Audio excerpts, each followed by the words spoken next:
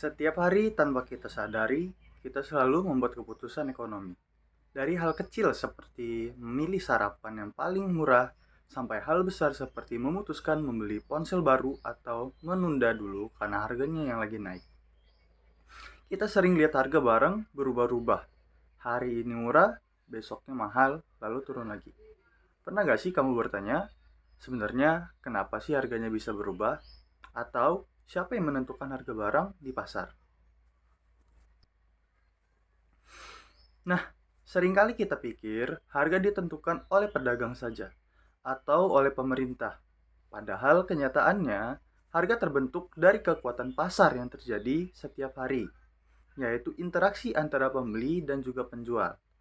Ketika banyaknya orang ingin membeli barang tertentu, harganya bisa naik. Sebaliknya, kalau barangnya melimpah tetapi sedikit yang mau beli, harga bisa turun drastis. Dari proses tarik-menarik antara pembeli dan juga penjual yang dikenal sebagai permintaan dan juga penawaran. Konsep ini tuh sebenarnya sederhana, tapi sangat penting dengan memahami permintaan dan juga penawaran. Kita bisa tahu kenapa harga cabai bisa melonjak, kenapa tiket konser cepat sold out, kenapa barang-barang tertentu tiba-tiba mahal padahal biasanya murah. Jadi, saya Rafan Farisa Zalfa dengan NPM 2541115 dari kelas manajemen 25A. Di materi ini, kita akan belajar bagaimana permintaan dan juga penawaran bekerja, apa saja yang memengaruhinya, dan juga bagaimana keduanya bertemu untuk membentuk harga pasar. Biar kalian semua bisa lebih memahami cara kerja ekonomi di sekitar kita. Pengertian permintaan atau demand. Pengertian dari permintaan adalah jumlah barang atau jasa yang ingin dan mampu dibeli oleh konsumen pada berbagai tingkat harga dalam jangka waktu tertentu.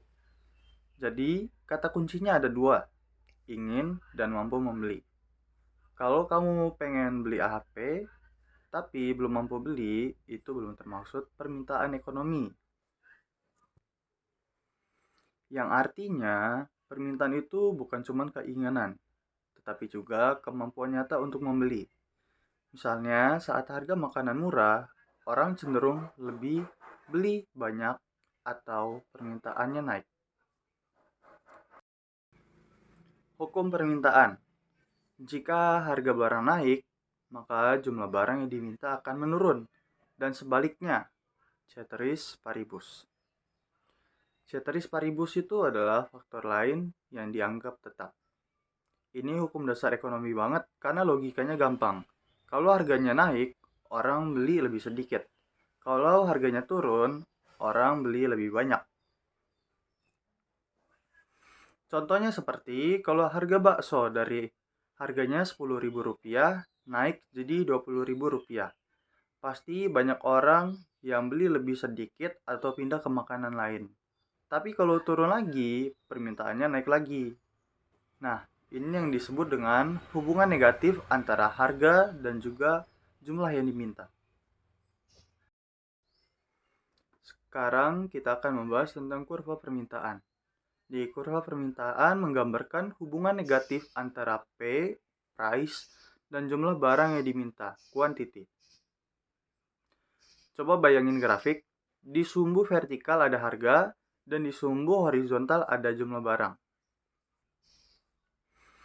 Garis permintaan miring ke bawah yang artinya semakin tinggi harga, maka semakin sedikit orang yang mau beli. Semakin rendah harga, semakin banyak juga yang mau beli. Ini bisa kalian lihat di dalam diskon toko. Harga turun sedikit aja, pasti langsung rame pembelinya. Sekarang kita bakal bahas tentang hukum penawaran. Hukum penawaran itu, jika harga barang naik, maka jumlah barang yang ditawarkan akan meningkat dan sebaliknya. Ceteris paribus. Jadi, hukum ini itu kebalikan dari permintaan. Misalnya kalau harga beras naik, petani pasti bakalan semangat nanam lebih banyak. Tapi kalau harganya turun drastis, mereka bisa jadi enggan untuk menjual. Jadi bisa dibilang penawaran itu naik kalau harganya naik dan turun kalau harganya turun. Hubungannya positif. Bisa dilihat di kurva penawaran. Jadi kurva penawaran menggambarkan hubungan positif antara harga P atau price dan jumlah barang yang ditawarkan Q atau quantity. Kalau tadi kurva permintaan itu miring ke bawah, sekarang kebalikannya. Karena penawaran miring ke atas.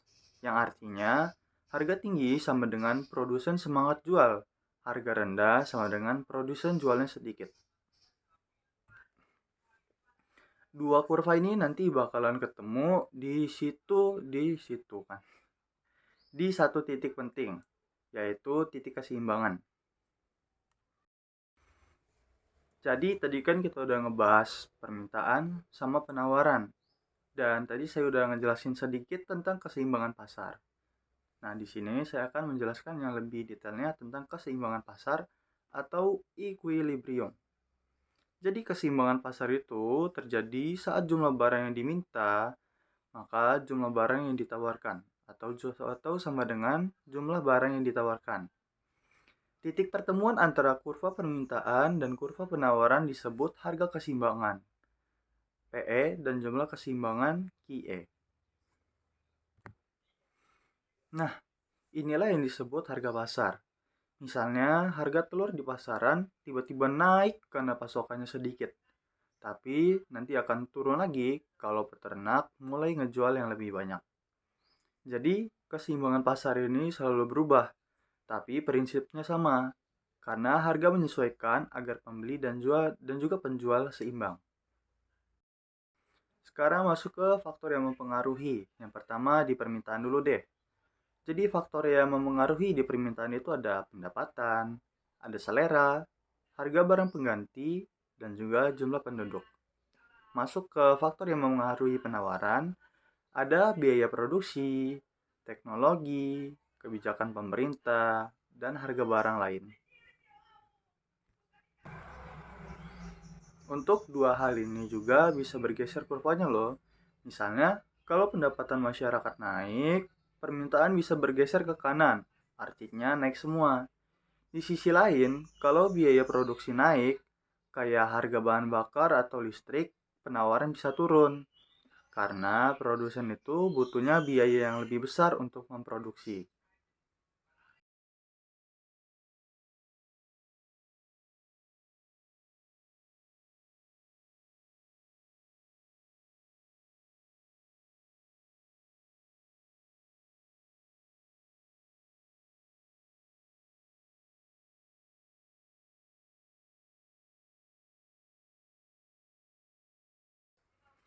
Untuk kesimpulannya adalah, permintaan harganya naik, maka jumlahnya diminta turun. Kalau penawaran harganya naik, maka jumlah yang ditawarkan akan naik. Kalau titik keseimbangan itu adalah tempat keduanya bertemu. Jadi harga pasar terbentuk karena interaksi antara permintaan dan juga penawaran. Jadi gampangnya, harga itu bukan ditentukan sepihak, tapi hasil dari tawar-menawar alami antara pembeli dan juga penjual. Permintaan dan juga penawaran ini adalah dasar dari semua teori ekonomi, dari pasar tradisional sampai ekonomi digital. Kalau kamu paham konsep tentang ini, kamu udah ngerti jantungnya ekonomi pasar. Nah, dari pembahasan tadi, kita bisa lihat bahwa permintaan dan juga penawaran bukan hanya teori ekonomi yang rumit, tetapi sesuatu yang benar-benar terjadi dalam kehidupan kita sehari-hari. Setiap perubahan harga, baik kecil maupun besar, selalu punya alasan yang kita bisa jelaskan lewat konsep ini. Ketika banyak orang ingin membeli suatu barang, maka permintaannya akan naik. Ketika produsen menambah jumlah barang di pasar, penawaran berubah dan saat keduanya saling bertemu, terbentuklah harga keseimbangan pasar. Yang dimana menjadi dasar transaksi kita sehari-hari. Dengan memahami permintaan dan penawaran, kita jadi lebih sadar bahwa keputusan ekonomi itu nggak bisa berdiri sendiri. Ada banyak faktor yang memengaruhi, mulai dari pendapatan, selera, biaya produksi, perubahan, teknologi, bahkan jumlah penduduk. Semua berperan dalam membentuk dinamika pasar. Ilmu ini akan terus kamu temui kalau nanti mempelajari ekonomi lebih dalam, terutama ketika kita sudah masuk ke topik seperti elastisitas, perilaku konsumen, pasar persaingan, sampai ke analisis kebijakan pemerintah. Jadi kesimpulannya, konsep permintaan dan penawaran ini adalah fondasi penting dalam memahami bagaimana pasar bekerja. Semakin kita mengerti bahwa harganya terbentuk, semakin baik pula kita dalam membuat keputusan ekonomi. Baik harga sebagai konsumen, produsen, maupun pelaku ekonomi lainnya. Semoga penjelasan yang saya berikan ini bisa membantu kamu memahami materi dengan lebih sederhana dan juga jelas. Terima kasih karena sudah mengikuti sampai akhir dan sampai ketemu di materi berikutnya. Wassalamualaikum warahmatullahi wabarakatuh.